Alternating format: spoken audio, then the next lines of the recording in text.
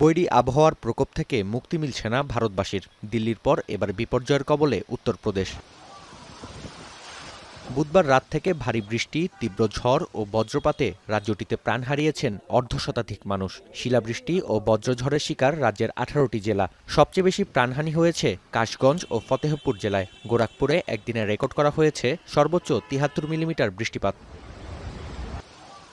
আবহাওয়া দপ্তরের তথ্য বলছে, পাঞ্জাবের ওপর দিয়ে বয়ে যাওয়া শক্তিশালী ঘূর্ণিবায়ুর গতিবেগ ঘণ্টায় 60 থেকে 100 কিলোমিটার। এর প্রভাবেই উত্তরপ্রদেশে চলছে আবহাওয়া বিপর্যয়। আগামী বৃহস্পতিবার পর্যন্ত পরিস্থিতি অপরিবর্তিত থাকার পূর্বাভাস দেয়া হয়েছে। নিহতদের পরিবারকে 24 ঘণ্টার মধ্যে ক্ষতিপূরণ প্রদানের নির্দেশ দিয়েছেন মুখ্যমন্ত্রী যোগী আদিত্যনাথ।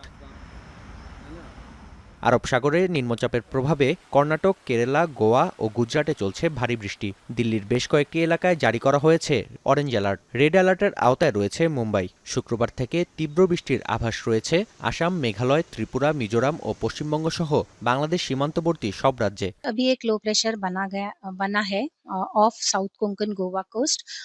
आईएमडी का अनुमान है, हमारा अनुमान है कि इसकी तीव्रता बढ़ेगी। It will turn into a depression और इसकी जो ट्रैक है वो नॉर्थवर्ड्स होगा parallel to Konkan coast as of now. तो इसके चलते हमने भारी वर्षा की चेतावनी दी है। এদিকে অস্ট্রেলিয়ার দক্ষিণ পূর্ব উপকূলে বন্যায় প্রাণহানি বাড়ছেই। এখনও পুরো দেশের সঙ্গে যোগাযোগ বিচ্ছিন্ন প্রায় 50,000 মানুষ। সবচেয়ে বেশি ক্ষতিগ্রস্ত নিউ সাউথ ওয়েলস। কয়েক হাজার স্থাপনা এখনও বিদ্যুৎহীন। বন্ধ রয়েছে শতাধিক শিক্ষা প্রতিষ্ঠান। ওয়ারাগাম্বা বাঁধের ধারণ ক্ষমতার 96% পৌঁছেছে পানি। যে কোনো সময় ধসে পড়তে পারে বাঁধ। সিডনির 80% পানি সরবরাহ এই বাঁধের ওপর নির্ভরশীল। এবারের বন্যাকে ইতিহাসের অন্যতম বিরল ঘটনা বলছে দেশটির পুলিশ।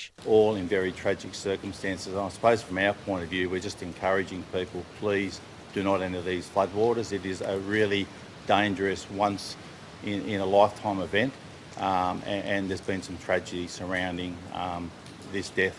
চীনের গুইঝৌ প্রদেশে বন্যা ও ভূমিধসে প্রাণ হারিয়েছেন বেশ কয়েকজন। প্রদেশটিতে জারি করা হয়েছে তৃতীয় সর্বোচ্চ সতর্কতা।